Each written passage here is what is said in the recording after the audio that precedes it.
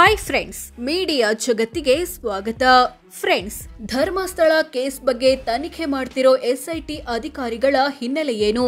ಜೀವ ಭಯದಲ್ಲಿರೋ ದೂರುದಾರ ಮಾಡಿದ್ದೇನು?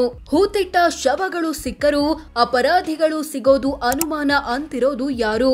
ಎಲ್ಲವನ್ನ ಈ ವಿಡಿಯೋದಲ್ಲಿ ತೋರಿಸ್ತೀವಿ, ಕೊನೆವರೆಗೂ ನೋಡಿ. ಎಸ್ಐಟಿಯಲ್ಲಿರೋ ಅಧಿಕಾರಿಗಳ ಹಿನ್ನೆಲೆ ಏನು? ಫ್ರೆಂಡ್ಸ್, ಎಸ್ಐಟಿ ಮುಖ್ಯಸ್ಥರಾದ ಪ್ರಣಬ್ ಮೊಹಂತಿ 1994ನೇ ಬ್ಯಾಚ್ನ IPS ಅಧಿಕಾರಿ. ಅಂದ್ರೆ 31 ವರ್ಷಗಳ ಎಕ್ಸ್ಪೀರಿಯನ್ಸ್ ಇದೆ. ಮೂಲತಃ ಒಡಿಶಾ ರಾಜ್ಯದವರಾದ ಇವರು BE ಪದವಿ ಮತ್ತು ಮಾಸ್ಟರ್ ಆಫ್ ಸೈನ್ಸ್ ಸ್ನಾತಕೋತ್ತರ ಪದವಿ ಪಡೆದಿದ್ದಾರೆ. ಇಂಥ ಪ್ರಣಬ್ ಮೊಹಂತಿ ದಕ್ಷ ಮತ್ತು ಪ್ರಾಮಾಣಿಕ ಅಧಿಕಾರಿ ಅಂತಾನೆ ಫೇಮಸ್.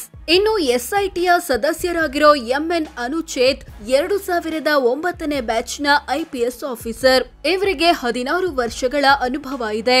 ಮೂಲತಃ ಕೋಲಾರ ಜಿಲ್ಲೆಯವರಾದ ಇವರು BE ಪದವಿ ಪಡೆದಿದ್ದಾರೆ. ಇಂಥ ಅನುಚೇತ್ 2012-13ರಲ್ಲಿ ಸೌಜನ್ಯ ಪ್ರಕರಣದ ತನಿಖಾ ತಂಡದಲ್ಲಿದ್ರು. ಪ್ರಕರಣದಲ್ಲಿ ಸಂತೋಷ್ ರಾವ್ ಮಾತ್ರವಲ್ಲದೆ ಇನ್ನೂ ಹಲವು ಆರೋಪಿಗಳಿದ್ದಾರೆ ಅಂತ ಹೇಳಿದ್ರು.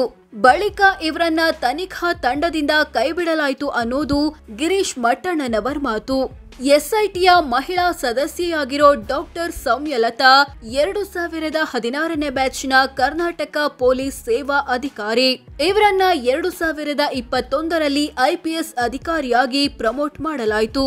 ಮೂಲತಃ ಧಾರವಾಡ ಜಿಲ್ಲೆಯವರಾದ ಇವರು MBBS ಓದಿ ಡಾಕ್ಟರ್ ಎನಿಸಿಕೊಂಡಿದ್ದಾರೆ. ಎಸ್ಐಟಿಯಲ್ಲಿರೋ ಜಿತೇಂದ್ರ ಕುಮಾರ್ ದಯಮಾ 2019ನೇ ಬ್ಯಾಚ್ನ IPS ಆಫೀಸರ್. ಮೂಲತಃ ರಾಜಸ್ಥಾನದವರಾದ ಇವರು BTech ಪದವಿ ಪಡೆದಿದ್ದಾರೆ. ಈ ನಾಲ್ವರಲ್ಲಿ MN ಅನುಚೇತ್ ಮತ್ತು ಡಾಕ್ಟರ್ ಸೌಮ್ಯಲತಾ ತನಿಖೆಯಿಂದ ಹಿಂದೆ ಸರಿಯಲು ಮುಂದಾಗಿದ್ದಾರೆ ಅನ್ನೋ ಮಾತು ಕೇಳಿ ಬರ್ತಿದೆ. ಆದ್ರೆ ಅಂಥದ್ದೇನು ತನ್ನ ಗಮನಕ್ಕೆ ಬಂದಿಲ್ಲ ಅಂತ ಗೃಹ ಸಚಿವ ಪರಮೇಶ್ವರ್ ಹೇಳಿದ್ದಾರೆ. ಎಸ್ಐಟಿಯಲ್ಲಿ ಇಲ್ಲ ನಿವೃತ್ತ ನ್ಯಾಯಮೂರ್ತಿ. ಧರ್ಮಸ್ಥಳ ಕೇಸ್ನ ಅಪರಾಧಿಗಳಿಗೆ ರಾಜಕಾರಣಿಗಳ ನಂಟಿರಬಹುದು. ಹೀಗಾಗಿ ಹೈಕೋರ್ಟ್ ಅಥವಾ ಸುಪ್ರೀಂ ಕೋರ್ಟ್ನ ನಿವೃತ್ತ ನ್ಯಾಯಮೂರ್ತಿಗಳ ನೇತೃತ್ವದಲ್ಲಿ ಎಸ್ಐಟಿ ರಚನೆ ಆಗ್ಬೇಕು ಅನ್ನೋ ಕೂಗಿತ್ತು. ಆದ್ರೆ ಸರ್ಕಾರ IPS ಅಧಿಕಾರಿ ನೇತೃತ್ವದಲ್ಲಿ ಎಸ್ಐಟಿ ರಚಿಸಿದೆ. ಇವರು ತಮ್ಮ ವರದಿಯನ್ನ DGIGP ಅಥವಾ ರಾಜ್ಯ ಪೊಲೀಸ್ ಮಹಾನಿರ್ದೇಶಕರ ಮೂಲಕ ರಾಜ್ಯ ಸರ್ಕಾರಕ್ಕೆ ಸಲ್ಲಿಸುತ್ತಾರೆ. ಮತ್ತೊಂದ್ ಕಡೆ ತನಿಖೆಯನ್ನ ಶೀಘ್ರದಲ್ಲಿ ಮುಗಿಸಬೇಕು ಅಂದಿರೋ ಸರ್ಕಾರ ಇಂತಿಷ್ಟೇ ಸಮಯ ಅಂತ ಟೈಮ್ ಫ್ರೇಮ್ ಹಾಕಿಕೊಟ್ಟಿಲ್ಲ. ಹೀಗಾಗಿ ಈ ಕೇಸ್ ಎಲ್ಲಿಯವರೆಗೆ ಹೋಗುತ್ತೆ, ವರ್ಷಗಳೇ ಉರುಳುತ್ತಾ?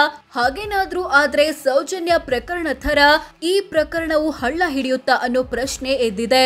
ಇನ್ನು ಎಸ್ಐಟಿ ರಚನೆ ಬಗ್ಗೆ ಪ್ರತಿಕ್ರಿಯಿಸಿರೋ ಮಾಜಿ ಪೊಲೀಸ್ ಅಧಿಕಾರಿ ಗಿರೀಶ್ ಮಟ್ಟಣ್ಣವರ್, ಎಸ್ಐಟಿ ರಚಿಸಿದ CM ಸಿದ್ದರಾಮಯ್ಯಗೆ ಧನ್ಯವಾದ. ಒಂದ್ ವೇಳೆ ಬಿಜೆಪಿಯಿಂದ ಯಾರಾದ್ರೂ CM ಆಗಿದ್ರೆ ಈ ಕೆಲಸ ಮಾಡ್ತಾನೆ ಇರ್ಲಿಲ್ಲ. ಇಂಥ ಸಾಹಸಕ್ಕೆ ಬಿಜೆಪಿಯವರು ಕೈ ಹಾಕುತ್ತಿರಲಿಲ್ಲ. ಅಂದು ರಾಮಕೃಷ್ಣ ಹೆಗ್ಡೆ ಕೂಡ ದಿಟ್ಟ ನಿಲುವು ತೆಗೆದುಕೊಂಡಿರಲಿಲ್ಲ. ಅದನ್ನ ಸಿದ್ದರಾಮಯ್ಯ ತೆಗೆದುಕೊಂಡಿದ್ದಾರೆ. ಜೊತೆಗೆ DGIGP MA ಸಲೀಂ ಅವರಿಗೂ ಧನ್ಯವಾದ ಹೇಳ್ತೀನಿ. ದೇವಸ್ಥಾನದ ಬಗ್ಗೆ ನಾವೇನಾದ್ರೂ ಅಪಪ್ರಚಾರ ಮಾಡಿದ್ರೆ ಅಥವಾ ಯಾರಿಂದಾದ್ರೂ ದುಡ್ಡು ತಗೊಂಡಿದ್ರೆ ನಮ್ಮ ಮೇಲೂ ತನಿಖೆಯಾಗಲಿ ಎಂದಿದ್ದಾರೆ. ಲಾಯರ್ ಜಗದೀಶ್ ಮಾತನಾಡಿ, ನನಗೆ ಗೊತ್ತಿರೋ ಪ್ರಕಾರ ಜೀವ ಭಯದಲ್ಲಿರೋ ದೂರುದಾರ ಒಂದು ಸ್ಕೆಚ್ ಹಾಕಿ ಎಲ್ಲೆಲ್ಲಿ ಶವಗಳನ್ನ ಹೂತಿಟ್ಟಿದ್ದೇನೆ ಅನ್ನೋದನ್ನ ತನ್ನ ವಕೀಲರಿಗೆ ತೋರಿಸಿದ್ದಾನೆ. ಅದರ ವಿಡಿಯೋ ಕೂಡ ಮಾಡಿಕೊಂಡಿದ್ದಾರೆ. ಯಾಕಂದ್ರೆ ಈ ಕೇಡಿಗಳನ್ನ ನಂಬಕ್ಕಾಗಲ್ಲ.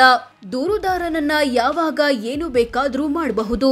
ಜೊತೆಗೆ ಬೆಳ್ತಂಗಡಿ ಪೊಲೀಸ್ ಠಾಣೆಯಲ್ಲಿ ಕಳೆದ 30-40 ವರ್ಷಗಳಿಂದ ಕೆಲಸ ಮಾಡಿದ್ದ ಪೊಲೀಸರನ್ನ ಕೂಡ ಈ ಪ್ರಕರಣದಲ್ಲಿ ಆರೋಪಿಗಳನ್ನಾಗಿ ಮಾಡಬೇಕು. ಅವರಿಗೂ ಶಿಕ್ಷೆ ಆಗ್ಬೇಕು ಅಂತ ಹೇಳಿದ್ದಾರೆ. ಶ್ರೀ ಕ್ಷೇತ್ರ ಧರ್ಮಸ್ಥಳದ ವಕ್ತಾರ ಕೆ ಪಾರ್ಶ್ವನಾಥ್ ಜೈನ್ ಎಂಬುವವರು ಮಾಧ್ಯಮ ಪ್ರಕಟಣೆ ಹೊರಡಿಸಿ, ಧರ್ಮಸ್ಥಳ ಠಾಣೆಯಲ್ಲಿ ದಾಖಲಾಗಿರುವ ದೂರು ರಾಷ್ಟ್ರ ಮಟ್ಟದಲ್ಲಿ ವಾದ ಪ್ರತಿವಾದಕ್ಕೆ ಕಾರಣವಾಗಿತ್ತು. ಪ್ರಕರಣದ ಬಗ್ಗೆ ಪ್ರಾಮಾಣಿಕ ತನಿಖೆ ಆಗಬೇಕೆಂಬುದು ಎಲ್ಲರ ಬಯಕೆಯಾಗಿತ್ತು. ಹೀಗಾಗಿ ಪ್ರಕರಣವನ್ನ ಎಸ್ಐಟಿಗೆ ವಹಿಸಿರೋದು ಉತ್ತಮ ನಿರ್ಧಾರ ಎಂದಿದ್ದಾರೆ. ವಿಧಿವಿಜ್ಞಾನ ಪ್ರಯೋಗಾಲಯದ ಡಾಕ್ಟರ್ ದಿನೇಶ್ ರಾವ್ ಮಾತನಾಡಿ, ಅಸ್ಥಿಪಂಜರದ ಮೂಲಕ ಗಂಡು ಯಾವುದು ಹೆಣ್ಣು ಯಾವುದು, ವಯಸ್ಸೆಷ್ಟು, ಎತ್ತರ ಎಷ್ಟು ಅನ್ನೋದನ್ನ ಹೇಳಬಹುದು. ಜೊತೆಗೆ ಮೂಳೆಗಳಿಗೆ ಡ್ಯಾಮೇಜ್ ಆಗಿದ್ರೆ ಅದನ್ನು ಹೇಳಬಹುದು.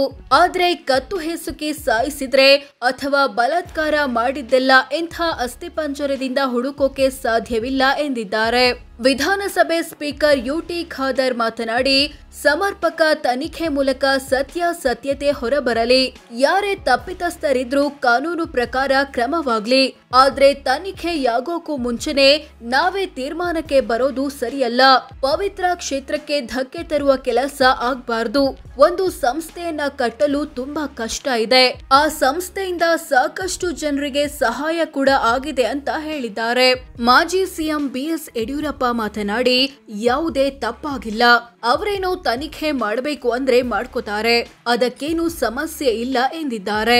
ಬಿಜೆಪಿ ಶಾಸಕ ಡಾಕ್ಟರ್ ಅಶ್ವಥ್ ನಾರಾಯಣ್ ಮಾತನಾಡಿ, ನಮ್ಮ ನಂಬಿಕೆ ಕೇಂದ್ರಗಳ ಮೇಲೆ ಹಿಂದೂ ಸಮಾಜದ ಮೇಲೆ ಅನುಮಾನ ಹುಟ್ಟಿಸುವ ಪ್ರಯತ್ನಗಳು ನಡೀತಿವೆ ಎಂದಿದ್ದಾರೆ. ಮಾಜಿ ಸಿಎಂ ಬಸವರಾಜ ಬೊಮ್ಮಾಯಿ ಮಾತನಾಡಿ, ಎಸ್ಐಟಿ ರಚನೆ ಸ್ವಾಗತಾರ್ಹ.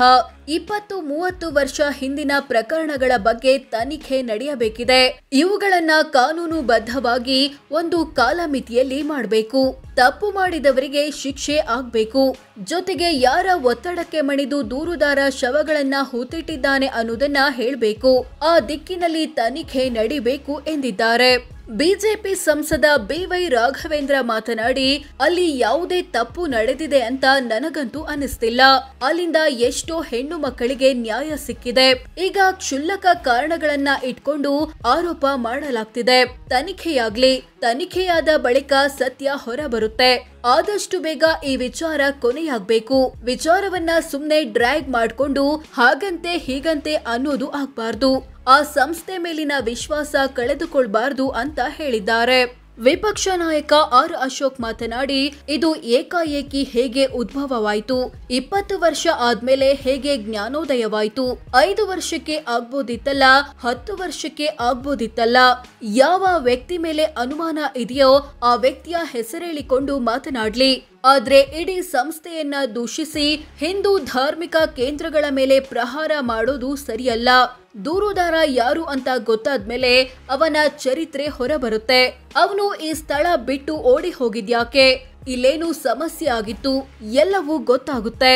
ಅಲ್ಲಿವರೆಗೆ ಇಂಥವರೇ ತಪ್ಪಿತಸ್ಥರು ಅಂತ ಹೇಳಿ ಸಂಸ್ಥೆ ಮೇಲೆ ಆಪಾದನೆ ಮಾಡಬಾರ್ದು ಎಂದಿದ್ದಾರೆ. ಸೋ ಫ್ರೆಂಡ್ಸ್, ಇದಿಷ್ಟು ಧರ್ಮಸ್ಥಳ ಕೇಸ್ ಬಗ್ಗೆ ತನಿಖೆ ಮಾಡ್ತಿರೋ ಎಸ್ಐಟಿ ಅಧಿಕಾರಿಗಳ ಹಿನ್ನೆಲೆ ಏನು, ಕೇಸ್ ಬಗ್ಗೆ ಯಾರು ಏನು ಹೇಳಿದ್ರು ಅನ್ನೋದು ಸೇರಿದಂತೆ ಹಲವು ವಿಚಾರಗಳನ್ನ ತಿಳಿಸಿಕೊಡೋ ಪ್ರಯತ್ನ.